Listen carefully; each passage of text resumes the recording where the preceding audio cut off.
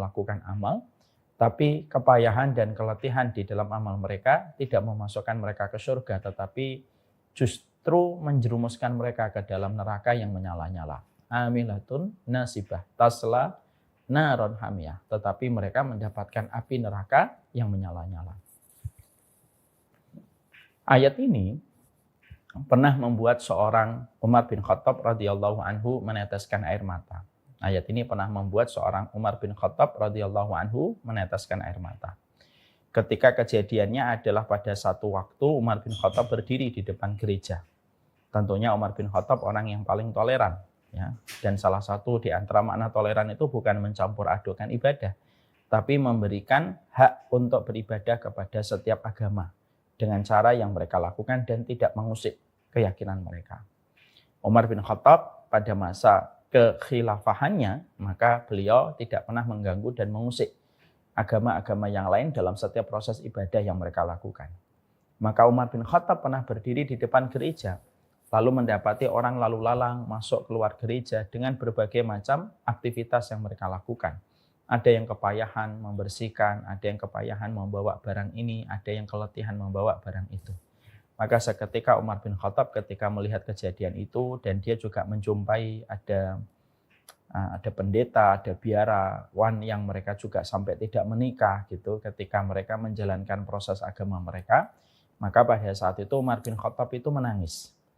Lalu ada seorang yang bertanya kepada Umar bin Khattab, "Ma yubkika ya Umar? Apa yang membuatmu menangis wahai Umar?" Lalu seketika Umar bin Khattab itu membacakan dua ayat di dalam surat Al-Ghasyiyah yang tadi baru saja kita bacakan, ayat yang ketiga dan yang keempat. Amilatun nasibah tasla naron hamiyah. Berapa banyak orang yang kepayahan dan keletihan di dalam beramal tapi tidak mendapatkan surga, tetapi justru mendapatkan api neraka yang menyala-nyala. Disitulah kita harus paham bahwasanya semua agama mengajarkan kebaikan. Tetapi agama yang mengajarkan kebenaran hanyalah satu, mutlak itu hanyalah Islam. Maka inilah yang menjadikan kita akhirnya paham, ternyata berapa banyak orang yang menginginkan surga tetapi belum tentu mendapatkan surga. Dan berapa banyak di antara agama Yahudi, para pemeluk agama Nasara, kalau mereka ditanya, mereka ingin kemana pada perjalanan setelah kematiannya, mereka pasti mengatakan ingin ke surga. Tapi apakah semua orang yang berjalan menuju ke surga itu mendapatkan surga? Enggak. Disitulah kita akhirnya paham. Kita ingin sekali untuk meluruskan perjalanan kita. Kita ingin sekali setiap kebaikan-kebaikan kita menghantarkan kita kepada rahmatnya Allah. Karena di balik rahmatnya Allah itu ada surga. Dan itulah yang menjadikan kita pada setiap bulan kita mengkaji tentang 40 karakteristik mereka yang dicintai oleh Allah. Karena tempat kembalinya orang-orang yang dicintai oleh Allah tidak ada tempat kembali untuk mereka kecuali adalah surga Firdaus. Yang Allah janjikan ketika Allah menciptakan surga dengan rahmatnya. Inilah yang menjadikan kita mempelajari 40 karakteristik. Kita pada kesempatan hari ini akan membahas kalau tidak salah sifat yang ke 21 ya, kalau saya tidak salah ya. Enggak, saya tidak salah. Bahwasanya salah satu di antara amal, di antara karakteristik yang dicintai oleh Allah, yang harusnya terdapat pada diri kita sebagai penempuh jalan ke surga, setiap orang yang mendambangkan surga itu harus senantiasa memiliki dua sifat yang senantiasa menyertai, dan dua sifat ini senantiasa saling bersinergi dan tidak bisa dipisahkan di antara keduanya. Dua sifat ini adalah sifat yang pertama, yaitu adalah sifat malu, dan yang kedua itu adalah sifat menutupi. Karena keduanya memang saling berkaitan dan konsekuensinya ada sifat malu itu menyebabkan kita ingin menutupi. Maka sesungguhnya inilah merupakan salah satu sifat yang mungkin hari ini banyak menjadi satu tema yang tenggelam di antara banyak tema-tema yang lain. Di mana ketika kita membicarakan tentang sunnah, maka terkadang tema tentang keutamaan memiliki sifat malu ini termasuk salah satu di antara tema yang tenggelam. Karena ya memang kita yang hari ini hidup pada zaman ketika setiap orang itu berusaha untuk tampil pede, dan ketika setiap orang itu berusaha betul bagaimana dia memiliki kepercayaan di tengah keramaian manusia. Dan sebenarnya ini tidak salah. selama kita tahu bagaimana batasannya dan bagaimana kita memahami tentang sifat malu. Oleh karenanya, karena ini merupakan salah satu sifat di antara para penempuh jalan surga, mari kita membahas dulu bahwasanya malu yang dimaksudkan di sini tentunya bukan hanya sekedar malu.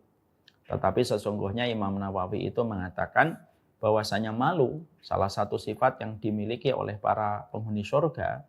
Contohnya Utsman bin Affan itu memiliki sifat malu. Rasulullah pun memiliki sifat malu.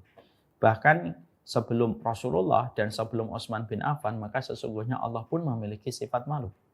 Dan itu tergambar bagaimana ketika Rasulullah menggambarkan tentang Allah Subhanahu wa taala. Ketika Rasulullah bersabda, "Innallaha hayyun karim, yastahi min 'abdihi idza ayyarfa'a ar-rajul yadayhi."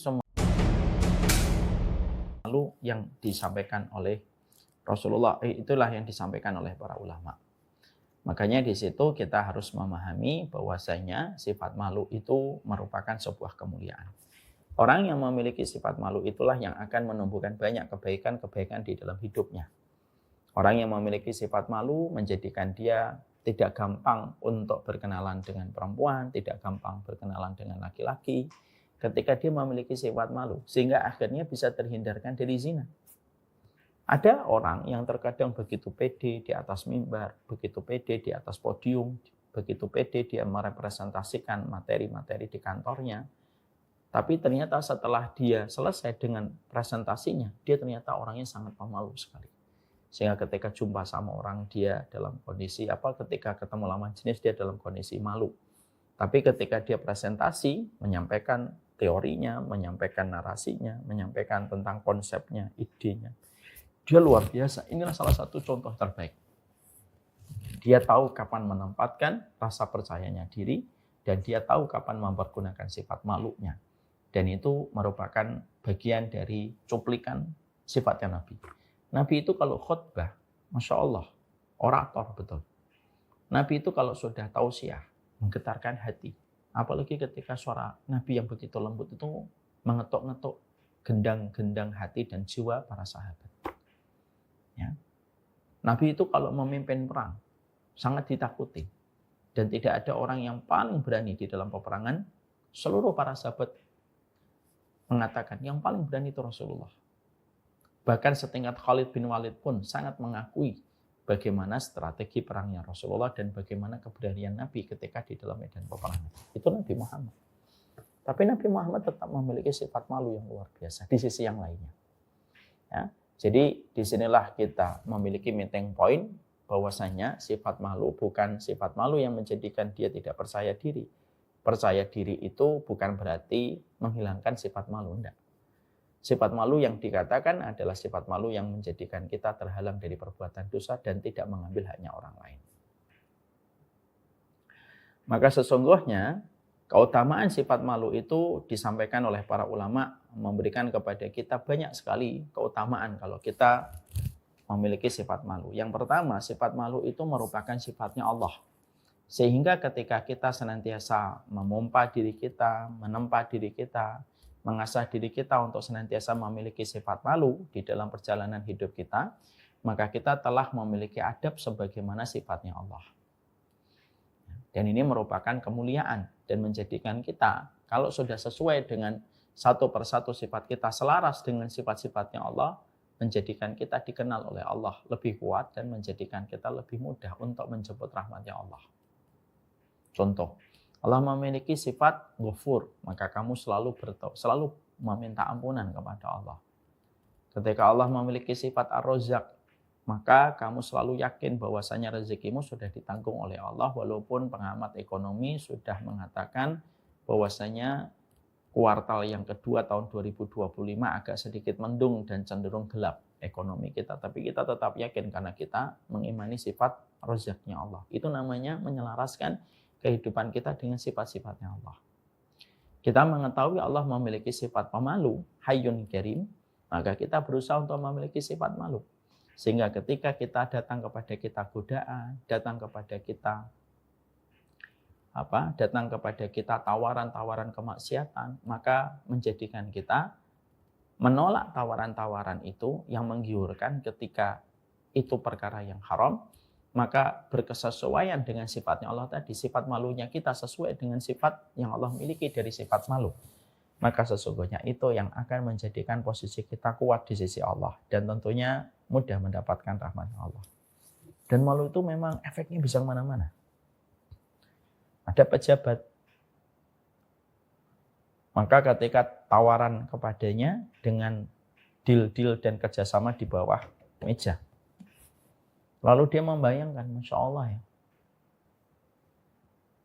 nanti kalau saya mengambil ini, lalu terungkap kasusnya, apa saya tidak malu disaksikan oleh keluarga seluruh Indonesia sebagai koruptor? Dan bagaimana nanti istri saya, bagaimana anak-anak saya akan melanjutkan kehidupan kalau mereka mengenali kami sebagai pemakan uang rakyat? Malu itu menyergap dirinya dan membayangkan dirinya itu nanti akan ditelanjangi oleh masyarakat, belum lagi di hadapan Allah. Lalu menjadikan dia berkata, maaf Pak, tidak usah menawarkan kerjasama di bawah meja. Saya tidak mau. Sifat malu itu efeknya besar dalam perjalanan hidup. Ya. Karena orang yang memiliki sifat malu akan berpikir jauh ke depan. Jika dia berjalan dengan rasa malu ketika menyampaikan salam bapaknya kepada Nabi Musa, menjadikan dia akhirnya bersuamikan seorang Nabi dan seorang Rasul Ulul Azmi, yaitu adalah Nabi Musa alaihissalam. Ya. Untuk menggambarkan kepada kita bahwasanya, kata Rasulullah di dalam hadis riwayat Bukhari Muslim, al-haya'u la ya'ti illa bi khairin. Sesungguhnya rasa malu itu tidak mendatangkan kecuali adalah kebaikan. Yang kelima, sesungguhnya sifat malu memiliki keutamaan supaya orang itu menahan diri dari berbagai macam larangan. Dan bagaimana dia senantiasa memiliki kemauan untuk melakukan sebuah ketaatan. Dia malu sama Allah, sudah memberikan rezeki kepadanya, memberikan kecukupan, tapi masih sulit untuk melakukan ibadah. Dia malu sekali rasanya sama Allah gitu. Nikmatnya sudah banyak, kehidupan sudah dimudahkan oleh Allah, persoalan-persoalan dalam hidupnya diberikan jalan keluar oleh Allah. Lalu dia merasa bahwasanya amalannya masih apa adanya, amalannya masih ala kadarnya, maka dia merasa malu sekali. Maka inilah salah satu di antara bentuk sifat malu yang menjadikan dia memaksimalkan ketaatan supaya dia tidak memiliki sifat malu supaya dia tidak malu di hadapan Allah dan menjadikan dirinya itu terjaga dari perbuatan dosa. Makanya sebagian ulama lalu mengatakan sifat malu yang paling utama itu malu sama Allah dulu sebelum kita malu kepada manusia. Semakin malu kepada Allah, maka dimanapun kita berada, maka tidak akan menjerumuskan kita kepada dosa. Kalau kamu punya sifat malu, walaupun kamu di kamar sendirian, tertutup, terkunci, tidak ada CCTV, tidak ada siapapun yang melihat, tapi kalau kamu memiliki sifat malu, maka kamu akan jujur kepada Allah walaupun di kamar sendirian. Ketika rasa malu itu ada di dalam hatimu dan menjadikan kamu tidak melakukan maksiat. Sifat malu itu yang akan menjadikan kita senantiasa steril handphone kita dari berbagai macam hal yang buruk dan berbagai macam hal yang mengundang murkanya Allah. Ketika kita memiliki sifat malu kepada Allah. Karena sifat yang malu yang paling utama itu sifat malu kepada Allah. Yang berbahaya itu apa? Orangnya malu di depan orang lain, tetapi dia menjadi manusia yang paling liar kalau dia di tengah kesendirian tidak memiliki rasa malu kepada Allah. Makanya ada sebuah kata-kata yang membuat kita berdoa semoga kita terhindar dari sifat ini. Ada orang yang menjadi walinya Allah di tengah keramaian, tapi menjadi walinya setan di tengah kesendirian. Jadi kalau di tengah banyak orang kelihatan taat, kelihatan bagaimana dia malu melakukan dosa di depan orang banyak. Tapi justru nanti ketika sendirian, nampak ini nggak ada rasa malunya sama sekali di hadapan Allah. Dan inilah yang menjadikan kita memahami sifat malu. Ya, sifat malu yang paling besar itu adalah sifat malu kepada Allah Subhanahu wa taala. Dan ini merupakan sifat yang paling utama. Baru yang kedua, sifat malu kepada Allah menjadikan kita juga memiliki sifat malu kepada manusia. Sifat malu kepada guru, kalau kita menjadi muridnya, tetapi kita ternyata tidak mengamalkan setiap ilmu yang disampaikan oleh guru kita. Kita punya sifat malu dan ini melahirkan banyak kebaikan.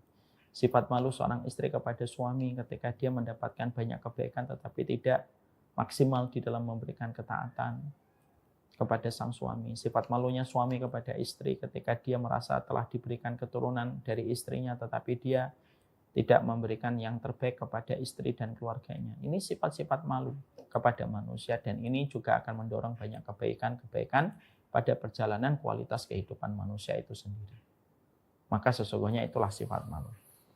Nah, sifat malu ini lalu disambung dengan sifat menutupi. Artinya menutupi itu apa? Yaitu menutupi dari segala macam hal. Artinya menutupi aurat kita. Ini termasuk menutupi. Ya, tidak memperlihatkan lekuk tubuh kita. Ini termasuk sifat menutupi.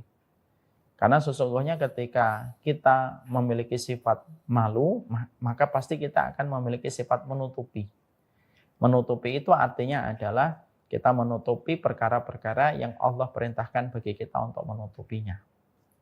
Dan sifat menutupi ini, Masya Allah, sifat menutupi ini juga menjadikan kita, kalau kita sudah pernah melakukan dosa, sudah pernah melakukan kemaksiatan, maka kita betul-betul menutupi setiap dosa dan kemaksiatan, dan tidak perlu kita umbar dosa itu dan kemaksiatan itu kepada siapapun.